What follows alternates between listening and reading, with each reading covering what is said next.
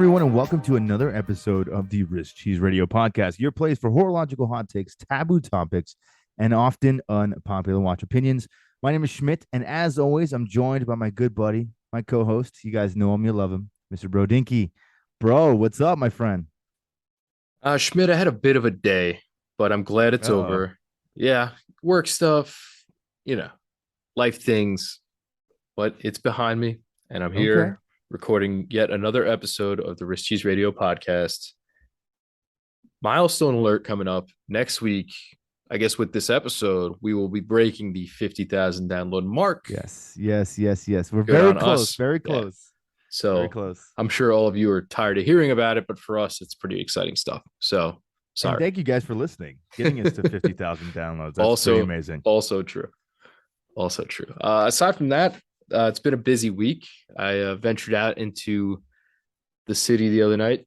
I hit up the Wrist Check Pod meetup. That was cool. Okay, yeah. What's the debrief from the event there? It was pretty cool. It was at Sotheby's, and for those that don't know, Sotheby's handles big time authentication and auctioning, and basically anything you want to get your hands on that's really expensive, they can probably get it. And they've got Okay. these cool first of all, they have all this cool stuff displayed, right? And it's all Okay. super authenticated, and like some of it is like sports memorabilia, all different things. Some of it's art. So not just watches. No, there was like handbags, there was bottles of booze, like anything you could think of that was like collectible, they had in like glass enclosures. Like there was game worn jerseys from Kobe and stuff like that. And they Oh had wow. pictures next to it where it like highlighted the imperfections on the jersey, like where it was frayed and stuff. And then it captured him wearing it and like had that stuff circled, and then it pointed to it on the jersey so you could see it was like Wow. really the real deal. Yeah, So that's that cool. they had like some LeBron shoes that were signed, Serena Williams stuff, Federer, um, a lot of cool sports stuff. Wayne Gretzky's a stick from his last game that was signed. That was pretty Oh, neat that's cool. for That hockey would be folks really out cool. there. Yeah, that would be really cool. I mean, he is a god of hockey, right? Yeah, they So had a whole hall to MJ, which is pretty cool too. It had like his I can imagine. banners, like his scoring titles and stuff, and they had a jersey worn a game, and they had like quotes on the wall, like illuminated. It's really really cool, and of course the room is hardwood floor, really like A1. Like they really did it so good, and Of so course it was. I mean, come on. I probably spent at least 20 minutes just walking around there and kind of marveling at it and like checking out the price tags and stuff, which was way above what I would ever pay for anything. But it was cool. You could like scan it, the screen with a QR code and like make a bid if you wanted to. And I was like, oh God, imagine I did that by accident. So this was like a silent type auction, or I I mean, I think guess that's if you're just what using digital. I think they just had that going on in like the main hall, and then you kind of went through, and then you went past the handbag section, the booze, and then there was like a little bar where you get some champagne or wine and stuff, and then go in, and that was where they had the huge section of watches and some like Okay. high end jewelry and stuff. So finally, I made my way into there. I didn't exactly find it easily, but the handbag section threw me off. But Okay. but I All made my right. way in, and I saw the guys and everything. So big shouts to them, and thanks for inviting me. They invited a lot of guests to the show and just friends from around. Some familiar faces from either the industry or industry adjacent. That's cool. Yeah, so that was really neat. Saw a bunch of very expensive watches. I saw, some old Daytonas. One of them was from the Newman era. It was gold. I was like, Jesus, like it was so Where's nice, John Mayer right now? so Where's John Mayer? nice. I saw an ice dial of the new Daytona. They had Okay. an old fuchsia out GMT Master, which is like that's like my favorite Oh when you get yeah, like the yeah, yeah. faded out That's bezel. Oh, yeah, so yeah, good, yeah. so That's good. super cool. Yeah. I got to check out some watches people were wearing. I met a couple vintage bros, and this guy was wearing. He either does or he wants to specialize in vintage Tudor. He says there's not a lot of that going around, obviously because Rolex kind of overshadows them. Yeah. And he was wearing a Marina Nationale Tudor sub, but it was black. So super rare reference. I think Yeah, yeah, everybody knows yeah. them as I've seen blue. one, and it's snowflake hands, right? Yeah. Yeah, I've only seen renderings of one, but I have seen them in the black dial because they typically came in the blue. Right. So I was staring at this thing and like I kept looking at it and I'm like, You're like, what's wrong eventually I with was like, all this? right, what's the deal here, buddy? And he's like, yeah, he's like, they're super rare, but there were some made in black. Like they were only like 1 year or like part of a year, like Yeah. 1971 or something. It was really cool. Obviously, he knew his stuff because it's his job, but kicking it around with guys like that, you kind of you get to learn a lot of things because you don't, I'm an enthusiast. I'm certainly not an expert. And I have a day job, so Yeah. makes it hard to know every single reference number and every Yeah, you're single not constantly trolling the nuance. internet. Right. Yeah. I mean, you learn them as you go with watches that you're enthusiastic about. Like I know like for example like the Slim Willards or the old Slimmer Willards. Some of them came with hacking hand winding, some didn't. It just depends if you got which movement you got in yours. But like, and Yeah. obviously there was a time where they switched over, but like I wouldn't have known that had I not like got in there and messed around with them. You know what I mean? Right, exactly. So it's cool to meet people with kind of a wealth of knowledge and experience and things. And obviously they told me some fun industry stories about people everybody probably knows, some good, some bad. But I'm not gonna name, I'm not gonna spill the tea here. But it's just cool to meet people that are like connected. Yeah, and genuine people. I mean, I think that's sometimes one of the things that gets overlooked is just like we meet all these people, but it's really nice to know and it's reassuring to know that some people are actually genuinely good people. Yeah, and then I met some people that were just there kind of out of enthusiasm and checked out a couple cool watches. One dude actually had a white pearl carbon doxa. Really? Yeah, super good in person. Oh my god, I want one so bad now. Super light. The white pearl carbon's It coming felt back, huh? so official. And it was the Lune That's dial. I sick. was like, oh my god, dude. It was so good. The bezel was That so good is on it. sick. It felt great. He like handed it to me. I was like, oh man. Did he know who you were? He did actually. He stopped me. He actually stopped me. He was like, yo, Bernanke. I was like, oh shit. Like that never happens to me. Yeah, especially because I mean, I don't really like you don't really put your face on things other than some live streams and maybe a couple videos and stuff that you've done, but like you don't put it on your page anywhere. No, not too much. And I don't wear like a lot of like merch or anything. Like I have a hat and like a couple things. And obviously the pink strap stands out and that's a big conversation starter. And then I kind of jump Yeah, yeah, yeah. from, oh, well, I sell these. Oh, that's who's been selling the ones I've seen. Yeah, yeah. Like it jumps, but and everybody when I say I'm like, I run the page like, oh yeah, yeah, yeah. But I don't go around being like, yo, what's up? Bro Dinky, nice to meet you. Yeah. So You don't flash from your business card. no. But you know what the funny underlying takeaway from that was, and I don't mean to, I'm not trying to hobnob anybody here, but I met so many people that have had Rolex QC issues in Really? one night. I met at least three or four people that had factory issues. What watches? Anything like were they all kind of the same or just different collections? Rollesaur Explorer. So that's a Okay. brand spanking new one. Yeah, that's a 2021, So right? said it had horrible amplitude to the point where he took it in and they were like, we have to send this back. No way. And they were ashamed enough that they let him purchase a GMT master from them. Oh, I was like, damn, damn. they really like were like, shit, this is What bad. movement is that? I'm What not sure, but movement he is said the that? amplitude was horrible.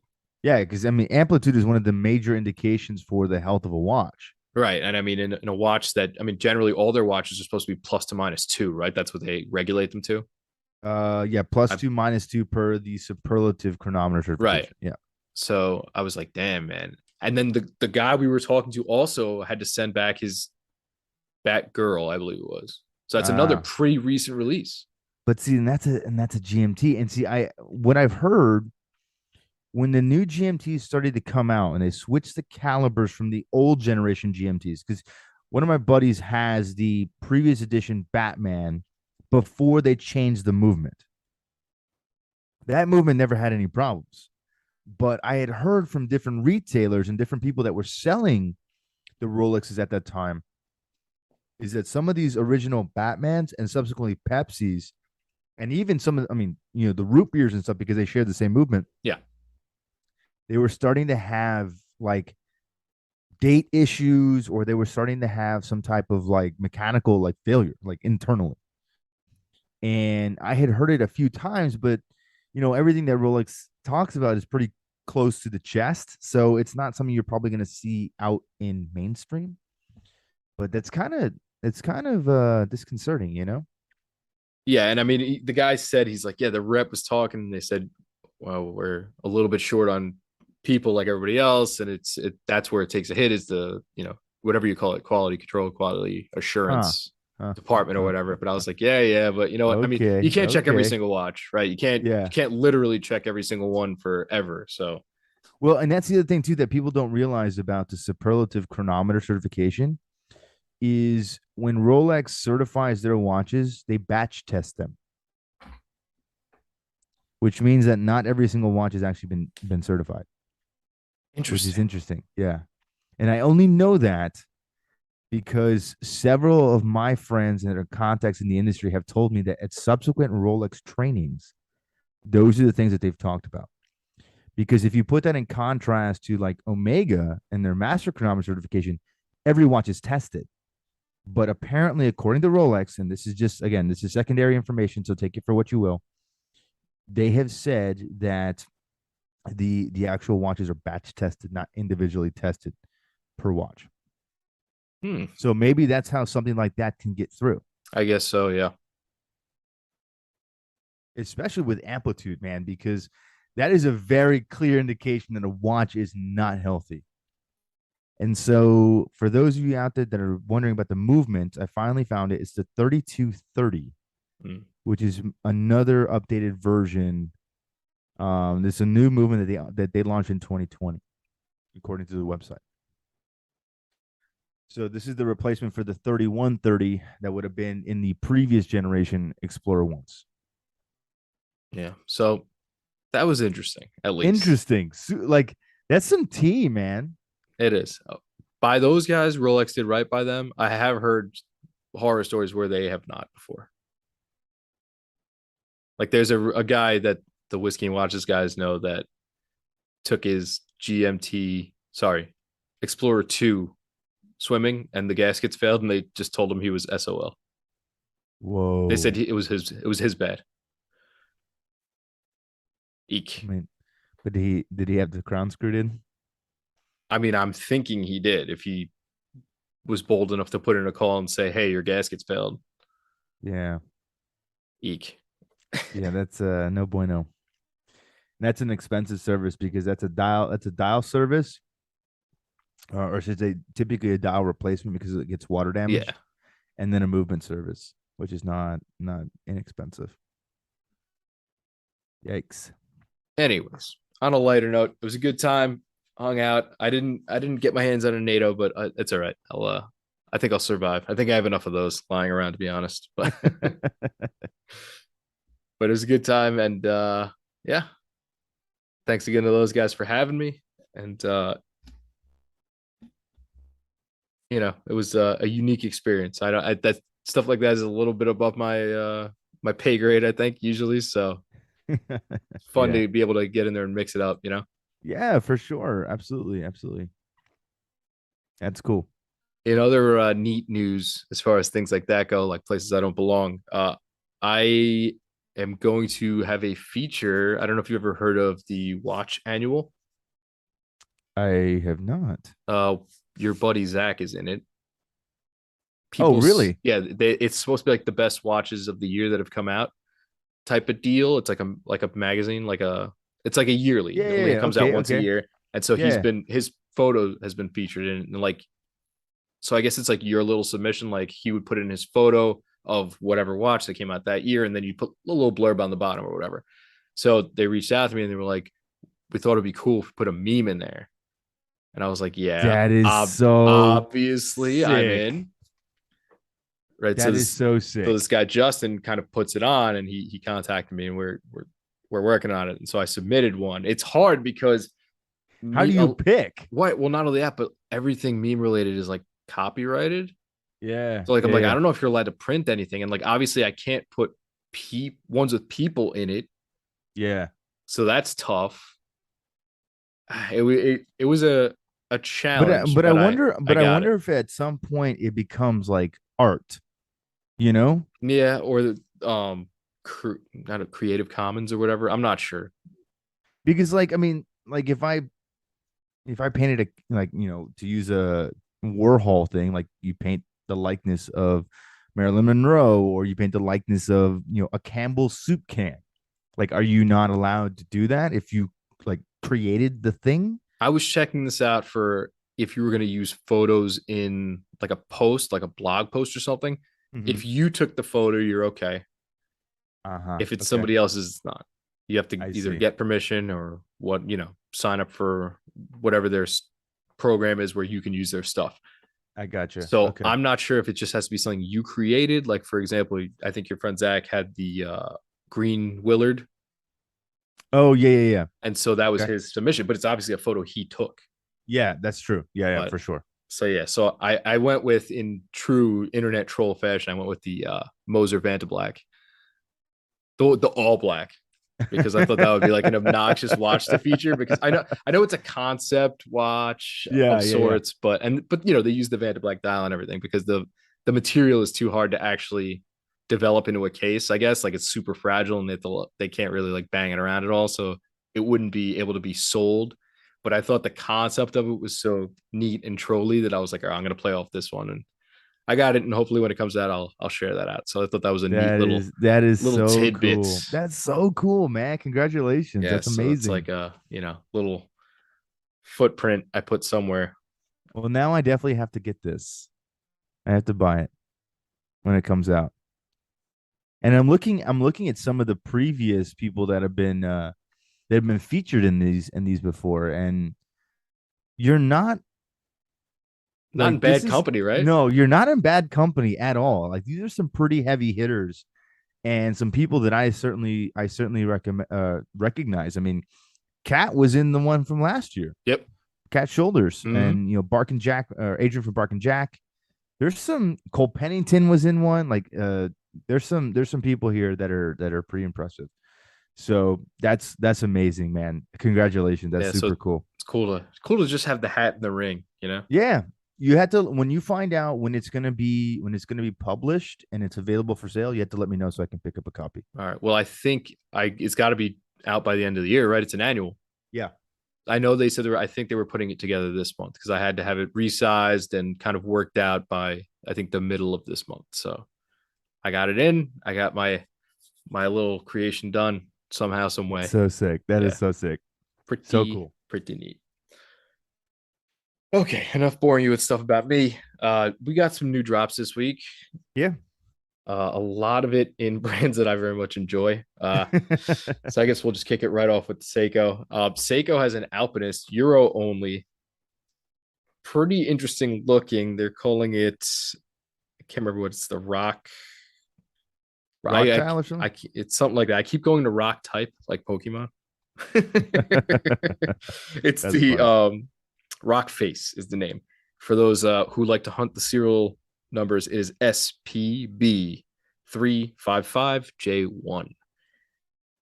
It's a pretty interesting dial. It's got, I guess you would consider like a jagged kind of rocky dial on it, and it's silver with Blue shiny accents. blue accents. So hands and indices blue.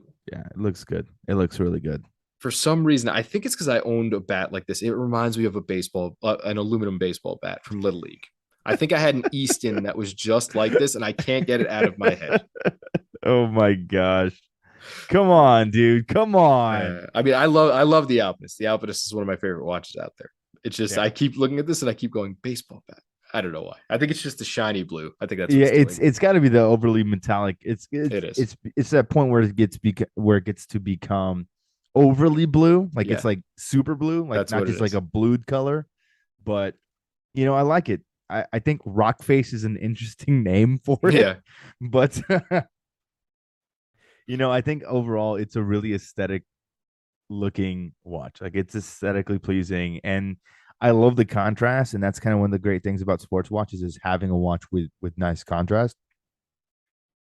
And this certainly has it. But what's interesting? They call it the rock dial. But when I look at the live photos of this, it looks more to me like a machine finish, Yeah. like a brushed steel or nickel finished metal. It's kind of like a more industrial look than a like rock face. Yeah, I was trying to pick up the exact texture from the photos. It's hard to tell, but it almost looked like a really like rugged like almost like a linen look. But you know what Yeah, it it looks does like? It have a looks little bit like of that it looks too. like those bait like those flooring, the flooring you put over, it's like a coating you put over the floor that makes things like it's like almost like a rubber, Okay, okay. like industrial flooring, so that you can't like spill things and let it seep Or through the slip. floor. Yeah, yeah, yeah. That's Okay. exactly what this looks like to me. Well, so for all of you guys out there that work in commercial kitchens, you probably know what bro is talking about. For the rest of us, it kind of looks like a silverized linen dial. Yeah, a little bit. But I think it looks good overall. I think the strap choice is kind of cool. It's like on a nylon sailclothy looking strap, and it comes with a Hmm. leather one. But I think overall it looks really cool. I think this is probably my favorite looking alpinist that I've seen, outside of maybe the OG. Yeah, the OG is great. Another Seiko, the Astron. It's a limited. It's completely black case. And of course, what color would they make the dial? What's in vogue these days? What Wait, is it purple? green? Is it No, green? this is No, straight up plum. purple. So the Astron was originally, I believe, it was one of the first quartz watches ever released. That was It was, the yeah, it was the Astron, first. Was and the first, yeah. now it has evolved into a GPS watch. So that's cool. But yeah, this thing, I think it's one of those loaded with technology kind of watches. Doesn't interest me a ton, but it's neat. I can see people being into it. No, yeah, and technology is very cool, and it's if I'm not mistaken, it's like GPS or radio controlled. Yeah. So these types of watches, like they automatically sync and then will update the time based on current time zones and stuff like that, Hmm. which is pretty impressive. So I'm not one for the dark plum purple dial, but it is cool that it's got like a metallic flake in it.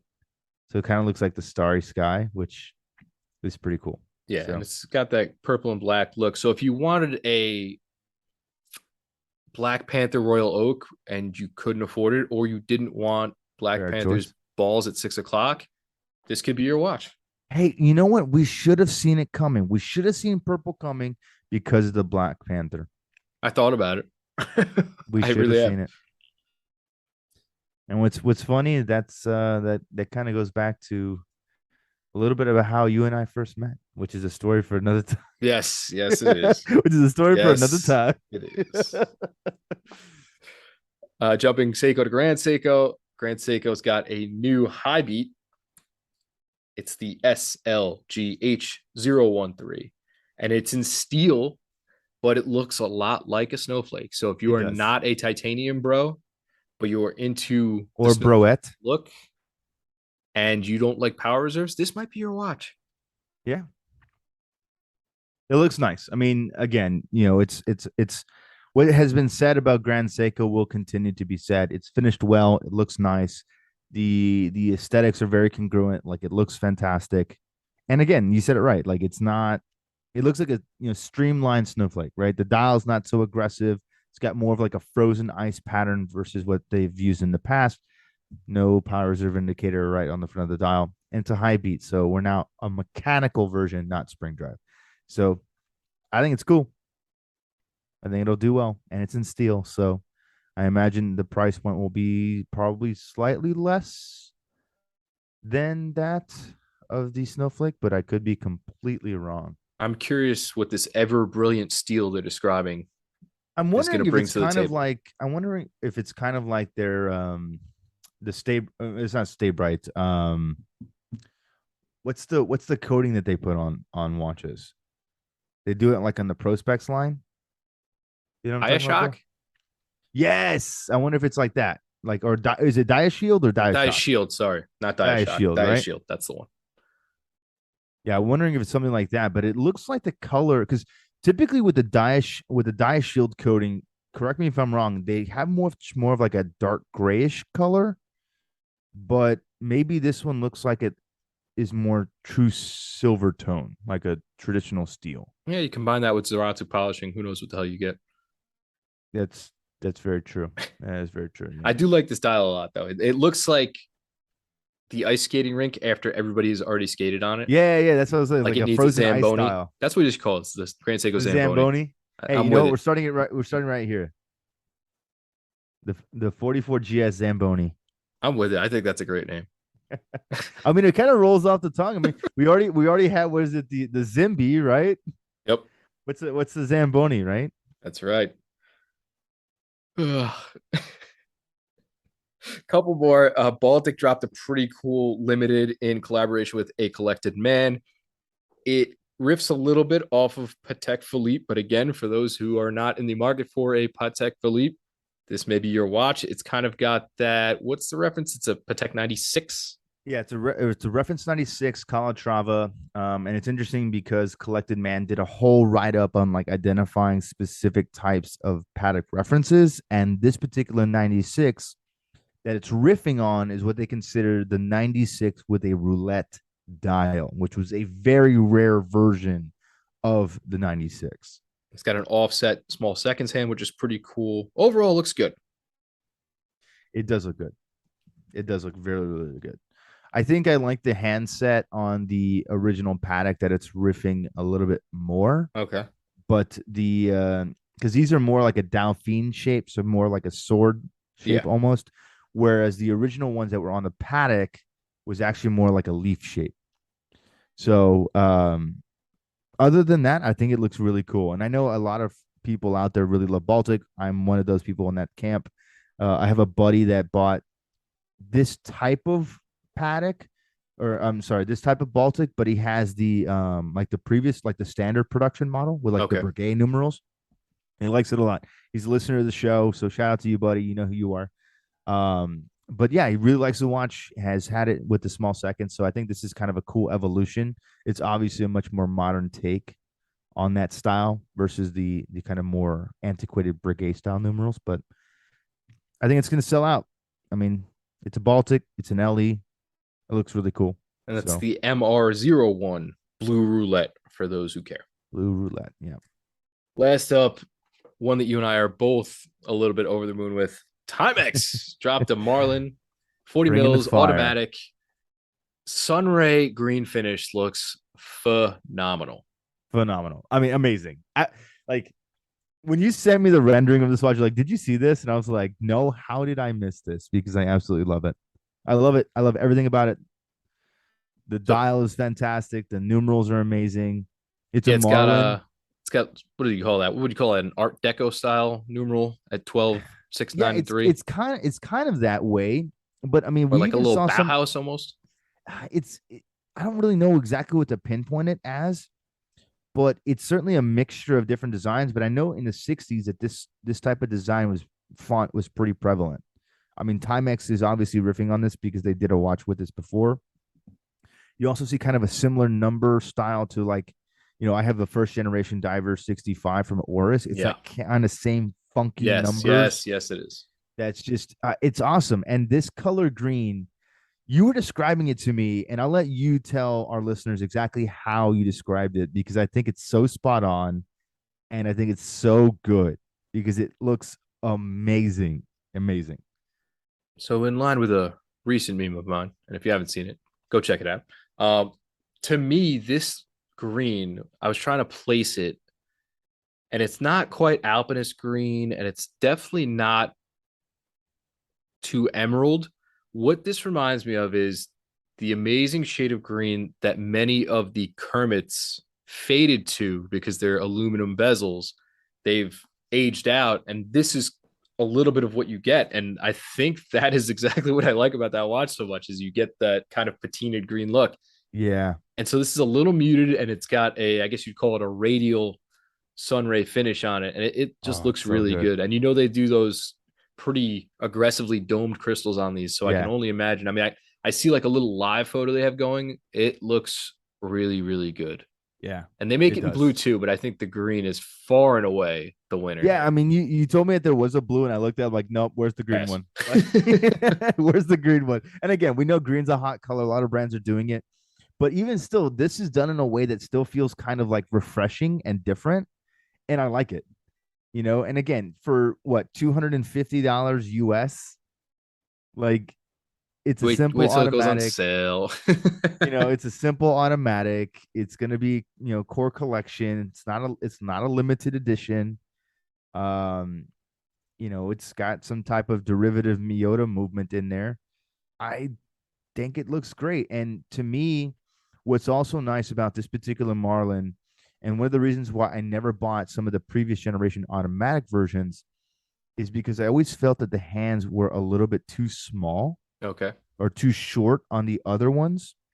This one has more of like a what's that watch? It's um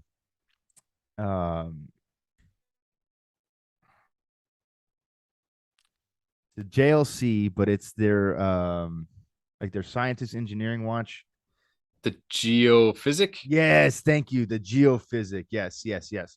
So they had an original like limited edition that came back out where the hands were more of like a leaf shape or like a sword shape, like a broadsword almost. That's what this hand style is like. And it's very similar. It looks very cool, and it just gives me those types of vibes, but with more of like the vintagey numerals on it. It's awesome. Geophysic, yeah. This is the poor man's geophysic. There we go. We've been poor manning up a storm here. Patek Philippe, Royal Oak, geophysic. So Hey, good style is good style, man. Why not bring it back for modern audiences to enjoy? So that's right. And hey, that's going to feed beautifully into our topic today. Because today we are talking affordables. I've spoken at length that I still very much, I think I might enjoy this part of the hobby, maybe even more than the serious collecting part. I don't know what it it's is. more I don't know fun. if they're, It's I don't know it's if they're because just it's the cheaper. Wild West. It's the Wild West, It man. is the Wild West. I don't know if it's just because they're cheaper and you can just say, hey, screw it. And at a couple clicks and it's going to be at my door. And I don't really have to feel that guilty about it. Whereas, you know, you make a When you serious drop six or purchase seven thousand sometimes. dollars, you're like, Yeah. ooh, I better really like this one. Especially when you have to do that and then you don't get the watch for like a couple weeks or something. You're like, oh Oh man. yeah, yeah, yeah. Oh, and you're just like stewing over it. And you're like, not only that, but I'm out 6 or 7 thousand and I have nothing to show for it right now. Yep. Yeah, there's no instant Unsettling. gratification sometimes. Yeah, for sure. Unsettling feeling. So we're gonna play a little in the shallow end of the pool today. And we were coming up with this. We were sort of just talking about watches we liked, honestly, and ones that we were kind of shocked don't get, I guess, more attention, or ones that we really like and think they should. And so we were riffing off the I guess the affordable brands that we liked, and we kind of just divided and conquered here. So Schmitty has some, I have some. We're not doing the usual you pick one, I pick one. We are doing split down the middle. You have these, I have these, and we're gonna go from there. So I have some brands, he has some brands, and we're just gonna give kind of our little quick I guess our sleeper of sorts, or just a personal favorite in within those brands. So Schmitty, you want to go first or do you want me to go first? Why don't you take it away? Okay, I will, since we're already on Timex. Timex is one of the brands that I drew, I guess. You know what? I don't think they get enough credit across the board. I know people complain, oh, well, they're kind of cheaply made and they have cheap movements and yada yada yada. Yes, Yes. okay, I get it. But you're also getting in for under three, sometimes under $200, right? Yeah. And Yeah. unless you're getting like a G-Shock, there's not a ton else you're gonna get in that range. I think people were spoiled when they used to get the SKX at $180, and they were Yeah. like, Yeah. you're getting a piece of diving tool history. Yeah. Whereas, nowadays, like, what is $200 doesn't get you an Omega NATO, you know what I mean? Yeah, exactly. It's So true. It's true. so I was going through all my models that I really like, and I think a lot of them were too on the nose. The new GMTs are really, really good. Yeah. I don't know if I like the blacked out one more or just the classic Pepsi with the new bracelet on it, but both of them are so good. I didn't go with those. I didn't go with the Qs because those are also really good. I didn't go with the vintage reissue type Qs. Well, actually, this I technically is, but it's not the ones I'm talking about. Like the ones that are attached to like a year, like the 1968. Oh yeah, yeah, yeah, Like yeah. those. I gotcha. So this is technically a Q, and I actually gave one of these away to a lucky follower once upon a time. Uh, it is a Falcon Eye. Oh, This one is yes. also coincidentally green. It's also a really cool watch. It is. I completely forgot about this watch, actually. I forget about them too, and I wasn't in love with the blue one, but when they came out with the green, because it was the blue one had some gold accent on it, Yeah, yeah, I yeah. wasn't crazy about it. But the green is pretty much all steel, and then it's just got that cool bubbly crystal, really neat green dial, obviously in Falcon Eye, Yeah. and it's got just a great vintage vibe to it. It's got obviously your day and date. It's got Q at the top. It says, unfortunately, I don't know. Some people are really put off by the fact that it says quartz on the bottom, but I don't know what else you'd put there because the dial would be, I don't know, I think it'd be a little off balance without it. Yeah. And it is a quartz Yeah. because the original one was also a quartz. But it's got a really cool bracelet on it. It's almost like I don't want to call it a steel mesh, but it's a lot of fine steel links. Yeah. It's got little loom plots around the entire outside, stick indices, and it's just got a lot of that vintage look to it that I really, really enjoy. It comes in a great size, 38 millimeters. And those bracelets, I know they're kind of lightweight in the. Some people like lightweight bracelets, like my Grand Seiko bracelet is lightweight because it's really good titanium and made to feel that way. Yeah. This is a lightweight bracelet because it's lightweight material and there's not much of it. So some people be like, well, that's just cheap. I kind of like a lightweight bracelet myself. Some people disagree with me. They like to kind of feel that heft pulling them down. I'm not one of those people. Well, I'll say this. I mean, I think Jason Heaton back in the day wrote an article for Houdinki, if I'm not mistaken, I know about which one you're talking about. the ode to like the jangly The janky bracelet. bracelet. That's right. Yep. I mean, it's come on, a guy like that loves it. I mean, and there's something that's so nostalgic and interesting about that type of feeling. It's you can only really get that from a old watch, just because that's how they were made back then. It's different. Yeah, even my old Explorer 2 bracelet, I really, really liked that one because it was just super minimalist. Whereas now, you have an Easy Link and all this other stuff. I don't know if I need that. Yeah, That, your that grandfather that was a real man. He just used a paper clip and swapped out the micro adjustment whenever he needed to. And bored out the sometimes it was hole. a nail because that's all he had. So his class was all scratched to hell. But you know what? He did it right. He was an OG. So, OG. yeah. But yeah, that was my pick. Since we were already on Timex, again, there's so many Timexes I like, and I could have went with something like the original Snoopy Marlin, which is really great. Yeah. Yeah, and I mean they put out some newer ones recently, but the original one is really just great. But yeah, they have a lot of cool stuff that I think if people who were just in the market to buy a watch that was fun would look at, I think more people would own them. Yeah, for sure. It's an objectively good looking watch with a very like fluorescent green dial, which I think is really cool. And I don't really know of any other dials that are out there that look this way. And So hey, look, Rolex is doing Falcon Eye now. Falcon Eye now. So, there you go. What are you gonna do? Trendsetter, right? Trendsetter. okay. I Why don't like it. you give me one of yours? Yeah. So going through this exercise, I mean, there's a lot to pick from. Since we're already talking about green dials, I'm gonna carry this one away. This is probably a watch that a lot of people have not seen yet, especially if you're not a follower of Citizen. So Citizen was one of the brands that I chose to focus on because they've been doing a lot of cool stuff recently, and this is one of those watches that certainly speaks to that. As you know, green's very popular, and I wanted to pick a watch from Citizen that we have not really talked about on the podcast at all before. We've talked about the Fugus, we talked about Pro Masters. They have a bunch of different stuff. Those are certainly great options too, but this is more in the dressy vein. So this is the Citizen reference NK 000788X. Gotta love those reference numbers. I know, but you know what? I'm going to read them out because we've been asked to have them read out a little bit slower. So this is an interesting watch because it's technically a limited edition, but it's readily available. I also think because people don't know it's out.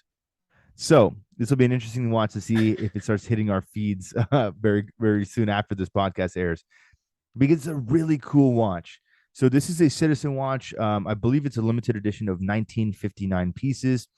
I am not going to try to butcher the name that it's supposed to be representative of for the limited edition, but it has this really gorgeous, almost, if you will, bro, if you're looking at this watch, almost, if you will, like original cocktail time dial, like that texturing of the cocktail time, but it has like this 1950s 1960s dial with these kind of like triangular markers, Dauphine hands. It is loomed, but it's a beautiful emerald green in the center that fades out in a fume process to a black. And this dial is just very impressive given the price point for this watch. So I think in typical Citizen fashion, it's around the $1,000 price point. You can find it on eBay for $400. Um, and it's an in-house Citizen movement. It's got an exhibition case back. The movement itself has been slightly decorated, albeit through in like an industrial finish, but it looks really good. So this is a watch that I would consider adding to my collection in a very attractive price point because it is so different, and I've never seen anything else like it from Citizen that I've seen contemporarily. Yeah, So, this is giving me a little bit of a Sarb vibe. The old right, Sarb, the right, legendary black or cream, and then there was a couple off dials, a red and a pink that were really, really rare. But yeah. Have you seen this this, watch? I haven't seen this one. What I thought you were talking about was a similar model that I've looked at previously. It was the NK0002-14W. Similar idea, not quite the same green, a little more of a blue green, but same idea. Starts off very light in the middle, goes very dark around the outside, and it has a gold tone. I actually recommended this to somebody once. They didn't get it, Oh, yeah, yeah, yeah, yeah. I but see it now. it's a really neat looking watch. When I saw this style, I was really taken back, and I had to look more into it. I think this watch comes in a little big. I think it's like a 43, maybe something like that. Something put me off about getting it because I was looking at it. I was like, damn, I might buy this. But that's what I thought you were talking about originally. I But got now you. I see Okay. these other ones. But there's a whole line of these outside of this also. I think where you can get more of a black if you're into black. Or Yeah, yeah, yeah. but So there's yeah, one that the one it that's looks really I good. specified is the limited edition, but they have like the 64 series, I guess, is kind of like that style, but you can get the black dial. I think there might be a blue dial or something like that. So, Do you know what the but this size on one, these is? I knew you were going to ask me, and I had it, and I completely forgot it. Let's see. It says 41. Okay, not bad. Not But horrible. you get a pretty cool, what would you call those, shark tooth indices? Yeah, I mean that's kind of the way I look at it. I mean, it looks kind of like a vintage Seamaster or something like that, like a 40s or a 50s Seamaster. But that was such a popular design back in the day that it's hard to Yeah, it's to giving me specify. the shark tooth alpinist look, the black Yeah, alpinist. I mean, I Yeah, this just is love the cool. dial because it's got like a creased texture to it. Again, it just reminds me so much of like an early cocktail time, but the cocktail time was more like a swirl, if I remember right. Yep. This is more like a crease or wrinkle pattern. Yeah, it comes on a bracelet. I mean, I think this would be a sleeper hit if somebody saw it and they'd be like, "Hey, what is that a mod? What do you got going there?" Yeah, and again, just a very funky green color. I love it. I think it's cool. Yeah, I could see this being a big hit. I don't have a fancy green reference for this yet. It'll come to me, but I'll get there. No cool green nickname yet. I don't have one yet, no. Okay, all right. But yeah, but this is another brand, kind of quietly killing it. I think they have a pretty good following. Like Citizen people are Citizen people, and Yeah, they that's know true. it, and they lean on things that come out when they come out. But I think they're just slept on as a brand. I mean, they put out that series kind of like their own sort of a Grand Seiko feel to it recently. Yeah. I can't remember the names of them, but they look really nicely finished. They have really well put together movements in them, pretty Yep. cool Yep. Yep. specs. Citizen might be on the uptick. Something to look out for.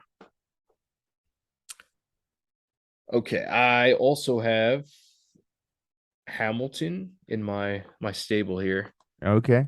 Now, I knew exactly off the bat that I was going to go with this one, but Hamilton, they have so many good offerings. Obviously, all of the khaki fields, the khaki pilots are really cool. They have those aviator watches that come out that are sort of big pilot looking. If you're into that, they Hmm. offer, and I think that's part of what I like about these price ranges is you get these brands that offer such a diverse offering Yeah. where your bigger brands, especially your more expensive ones, you're getting we have these they're very just well defined and they're classics and they sell really well and that's obviously why they do it. But these brands sort of throw things at the wall and see what sticks. And so you're Yeah. going to get some That's off true. the wall stuff, right? You're going to get some crazy things that'll be one offs because, oh, we're never trying that again. It didn't sell. Everybody hates it. Okay, fine. But you're also going to get some really cool hits in there also. Yeah. As far as Hamiltons go, again, I love all the khakis, even all their different varieties of them. Like I know they do like an earth tone, they do a bronze, all Yep. that stuff is great.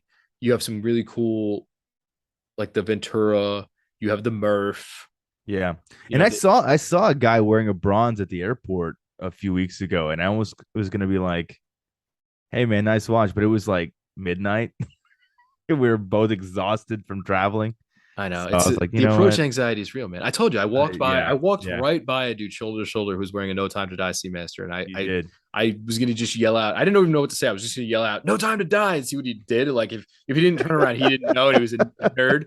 So Yeah, exactly. that would have been that. I didn't have to worry about it. But if he turned around, we met eyes. It was over. We'd be obviously best friends for life. That's right. That's right. But I was busy. I was chasing a little child down the boardwalk, and he was going the other way, and I was like, "Ah, oh, misconnection." But back to Hamilton. I really like their new titanium autos that have come out. They did that one with sort of that textured blue, almost like a moon rock type face on it. And then they Yep. had a green that was really neat. It was much more of a sterile look, but it was kind of a reflective green. This is a titanium auto, but this is the all black. It is I'll give you the reference number. It's 42 millimeters H70665533. It is all black. It has sort of a peanut butter loom on the numerals and hands, loom plots around the outside. In the khaki aesthetic, the 24-hour time on the inside, 42 mils, so a little bigger. But this watch sort of satisfies that blacked out spec ops almost type watch, if you know what I mean. Like if you've ever Yeah. seen, I don't know the reference number. It's the Panerai. I think Bill Clinton has one, but it's almost like the one Tom got he got custom finished, but it's all blacked out. It looks super stealth. I think Watches Espionage has one on his page somewhere, but Yeah. just looks super super stealthy and like this comes on sort of a almost a matching leather strap to the loom. It's very masculine. Yeah. I like it. I feel like somebody who's in the forces could wear it if they wanted to, if they were into that type of thing. I don't know if Hamilton's, Well, in and with it's them, but also like a great watch for like the coming seasons, right? Like that fall, wintry. yeah, Leaves are definitely. darker, leaves are changing, more kind of like rusticy colors are in. I think this watch is awesome. It's super legible, kind of like a you said I was gonna yell out "No time to die" to that guy. It's kind of like an abstracted way you get some of those vibes, Yes. albeit with the black case instead of like a dark gray titanium version, but super clean, super clean. Yeah, I think that's what I like about it a lot. Observation on the spot here. This is going to be a little strange for me. I happen to be wearing, so I'm wearing my Zin U50 blacked out, and I'm wearing it on a sort of almost the exact same color NATO, and yeah, that's just pure coincidence. But I guess I'm really into those color combinations nowadays. Hey, you know what? Good colors, good style is good colors and good style. It's just they look awesome. It looks great. I think this is a cool looking piece. I mean, Hamilton in general, as you mentioned, there's so many amazing offerings from this brand outside of just the khaki mechanical that every watch bro has. Yeah. You know what I mean? And just I don't know if you noticed this. I'm looking at their website now. That W10 style version that you used to have, the small pilot, Yep. they just came out with two new I references. just saw the white one. The white one is Oh. clean. It is super clean. I like it a lot. It's very that one feels very to me RAF, like just old school white dial, NATO, nothing. Just but apparently those will be available soon. Yeah, that again, another super clean, super neat So little there you watch. go. If you're not following Hamilton, there's a new white dog coming. Any new subsequent blue dial W10 style manual wind 36 mil RAF style watch. So be ready. Yeah, but It, again, another brand I think that's just entirely slept on. I mean, I really like those Intramatic chronographs came out. I know yep. they're a little thick, but even the Intramatic dress watches, I don't think people even know about them. Oh, They sort of look almost like they that have is like still one a of my favorite watches ever. similar to like a Ever. youngins type of look to it, just like the Yeah. bubbly crystal, very plain It, sterile it just dial, but it just to me classy. that watch to me just feels like something Don Draper would wear. Like it's just, it especially because their automatic version, not the chronos, but just the automatic, like the time onlys. They didn't even have an active second hand. Like, how much of a flex do you have to have a mechanical watch with not even a running second hand? It just to me is so clean because it's just literally about the time. That's it. Everything else is irrelevant, and I love that. Yeah, That's and a that's an ethos that's very cool. they even sell that one. I know they did a version with Hodinkee. It's like the salmon dial. Yep. But yeah, it looks so good, man. I just think a lot of their offering is just brushed over because again, there's so much of it. Yeah. But I also don't think people take the time to actually Through their notice, right? I collection. mean, Yeah. well, that's what it is. Where we live in a very instant gratification society. If it's not being thrown in your face by one of the big media outlets, is it even worth your time, right? Yeah. But again, this is how people used to find watches before. We used to troll the websites at all hours of the night, hoping that we could find something that was super cool and we could buy it before all of our friends could find it. Yeah, That was that what made watch collecting awesome. where I'd be scrolling down the forums trying to look for a hey, check out this new watch post. And I'm like, all right, Exactly. here we go. Exactly. Amazing. Amazing.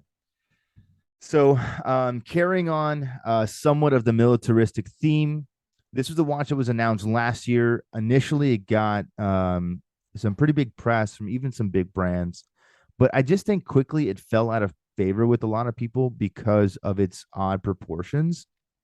But this watch still for me is very cool. I have a buddy that has one. I've seen it in person. I've held it. It is just such an interesting watch, and I absolutely love it. This is the Bulova Millships. Yep.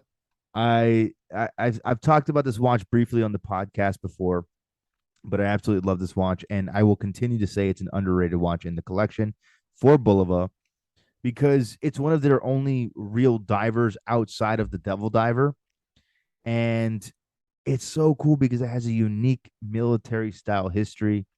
It's straight up Blancpain vibes. It's straight up, any type of, 1950s military diver watch that you're looking for. This is awesome.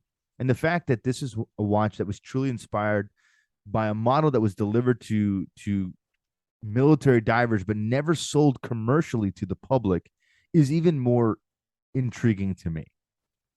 That is what's really cool. So, story goes in the 1950s, the U.S. military approaches Bulova with a contract to make them a new divers watch for commercial dive teams and UDT dive teams. And they do so, and they deliver this watch in 1957 to these respective teams. And it has a lot of the similar, things that we see on modern Blancpain 50 Fathoms and other watches like that. You have, extremely luminous dial. There was a military specification for how the dials had to look. And you have the water ingress indicator. You have the moisture indicator, which I absolutely love on this watch. And the thing is, this watch is readily available.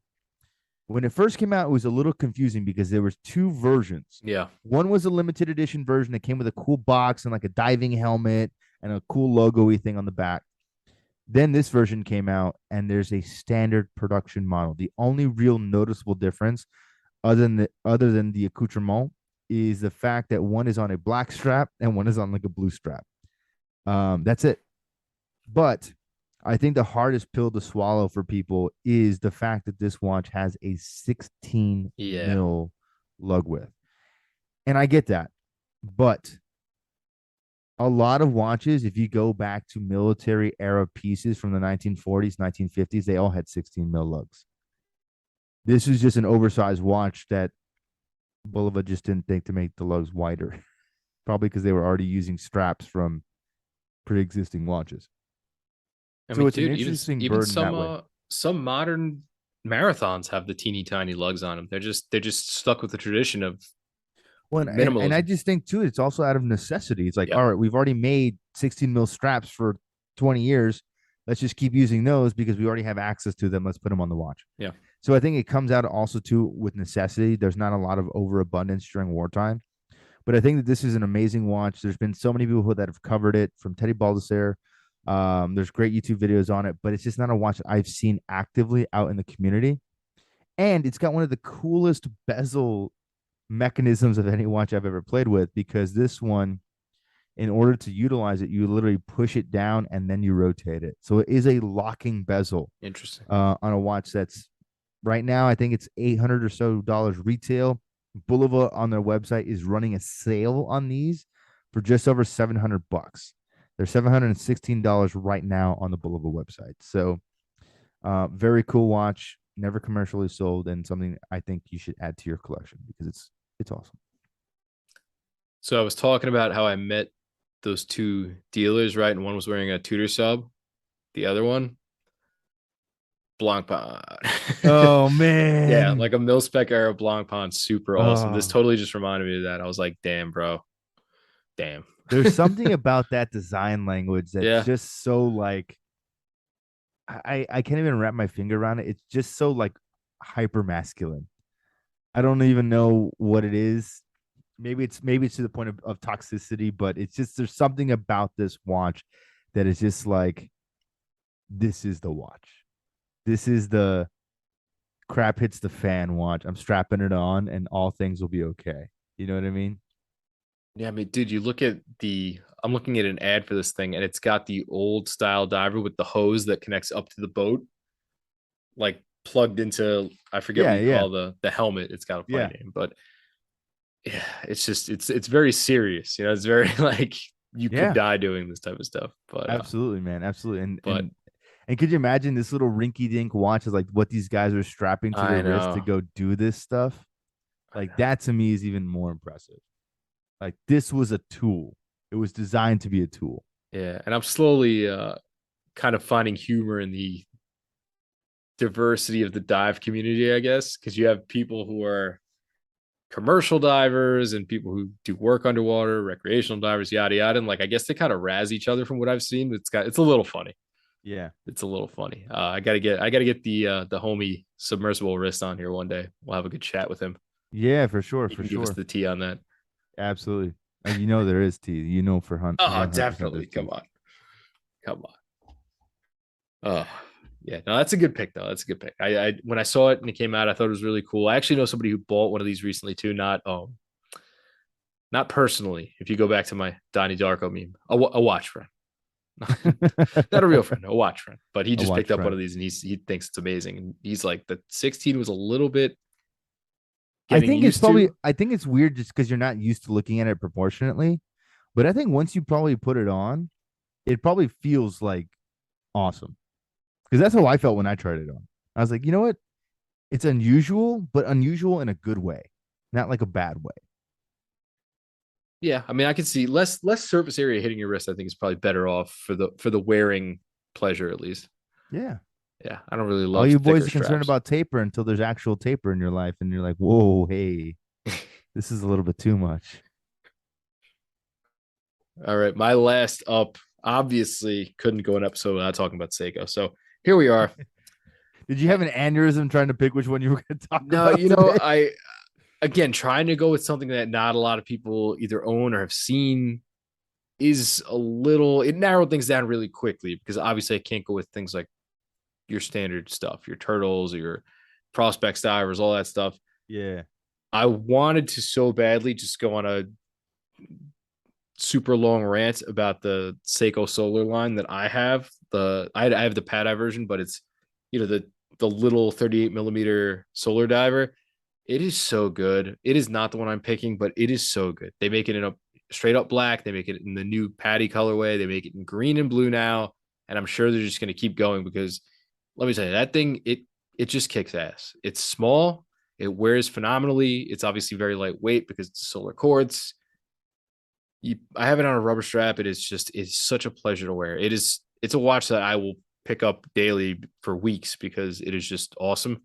So before I overshare about that, I'll get to what I'm talking about. I picked. I don't know if this is a. It's definitely a Presage. I don't know if it's a cocktail offshoot, but this is the SRPF 41 and 43. They're 38 millimeters textured dials. They come in another very interesting Oh, shade of yeah, yeah, green yeah. or almost like a bronzish brown color. Yeah, I've seen these. My buddy They're has beautiful. my buddy has the green one. He puts it on a bunch of different straps and it just kills. He's gotten rid of so many watches because he just wants to wear this. It wears phenomenally.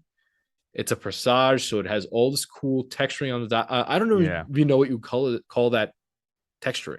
What would you call it? This to me looks more like rock than Yeah, than it the rock does. It tile really does. The output that brown one looks a lot like a rock tile. you know. But yeah, I don't know. I mean, it's like I've seen this watch before. It's crossed my feed, and I think Amazon even sells this watch, which is kind of funny. Um, but it's gorgeous. It's really gorgeous, and the movement finishing is really nice too. You have a golden rotor on the back. Price is basically nothing, and it says that there's supposed to be limited editions. Allegedly, this is called the Allegedly, matcha. The green one yeah, is the green one yeah, is a yeah. matcha. Matcha, But like again, matcha tea for all you hipsters out there. right? But Seiko. A lot of times the limited editions are like 8,000. Yes. But it's a cool So little Presage. I think it's 38 millimeters. It's got numerals at Arabic numerals at 12, 2, 4, 6, 8, 10. And then it's got sticks at pretty much all the other ones except 3 where the yeah, date is. Pretty minimal text, just Seiko Presage, and I think automatic on there. Comes in a super great nice. size, super wearable. This thing's a strap monster. You can put on any kind of leather. It looks phenomenal. Probably a sailcloth would look great. I don't know about rubber, but more or less anything else. Even a NATO would probably look really good on this. And it's just very clean. A lot of steel, a lot of different finishes on it, a lot of polish. So definitely one. If you haven't seen it yet, check it out. Yeah. So what I'm understanding here from this is a little article I'm reading on it because I've seen these watches before, but I don't know much about the design inspiration. Apparently, they're both designed after Japanese teas. So you have That makes matcha green sense. tea, and the other one is it hojicha or hojika, which is I basically believe it's another type of tea. either Ocha or Kocha. That's black tea and white tea. Okay, it's Hojicha. Okay, that's not what I'm talking about, but it's probably a rendition of one of those. Okay, yeah. So it says a distinctive from Japanese green teas because it's roasted in a porcelain pot over charcoal. So it's basically a green Okay. tea that burns a little bit Okay. more. It gets just charred Kind of like a finish. So that's coffee what. bean. Coffee beans are Yeah, green yeah, and then you make them brown. Yeah. yeah. So that's kind of where that brownish I like that one texturing a lot. I'm not going to lie is to you. is yeah. And you were right. Limited edition to Oh, 7,000 pieces almost nailed it on the head. worldwide as of December 2020. So I think we're fine getting these 7,000 pieces each. There you go. But the brown one is really interesting because it It starts is. off as almost like a gold Yeah. or like a bronze dial, and then it darkens out to the outside where it becomes a dark, This is a almost solid like a pick, bro. patinaed brass. Yeah. And This then is a it's got solid pick. gold indices, gold hands, very shiny. And the but Yeah. the I mean, for people key, that are looking for a little bit of a two tone look, but not a full watch that's two tone, like just on the markers and hands, which I think is honestly, in my opinion, one of the best ways to do a two tone look because you can get away wearing different color wedding bands or bracelets or jewelry or whatever, but you don't have to commit to the full gold look, especially at a price point like this, which is going to be nothing but plating or PVD or something like that. This is going to hold up way, way better. And it's going to look nicer for longer. So I think it's a solid pick. Okay. because I know we're running a little long on this one. I have one last watch, but it's certainly one that I want to make sure that we end up on because it is such a cool piece. This particular model is part of the is a Tissot. It's my last pick. It's part of the Tissot family, but specifically, it's one watch in their entire collection. And this one here is a core product for Tissot, but it is the Tissot C Star 1000 Powermatic 80 Silicium. That's actually the official name. Okay. The reference number is way too long for me to read on a podcast, so you guys can just go find this. But this is a dark navy dial with a dark blue ceramic bezel, 300 meters of water resistance for a diver. It has a Powermatic 80-hour power reserve with a silicone hairspring for $795 US. Hard to beat. Hard to beat for anything. That is a lot of spec in a watch that's very, very inexpensive, relatively speaking. I mean, under $1,000, you could probably find it a little bit less if you bought it on like on Joma Shop or something like that. If you do any gray market stuff for lower tier prices or lower tiered watches, but this specific reference is the only one that has both the Powermatic 80 and the Silicium hairspring. But you're getting a silicon hairspring, which means it's anti-magnetic to some degree. You're getting an 80-hour power reserve, ceramic bezel. I mean, this is an awesome, awesome dive watch package for not a lot of money. And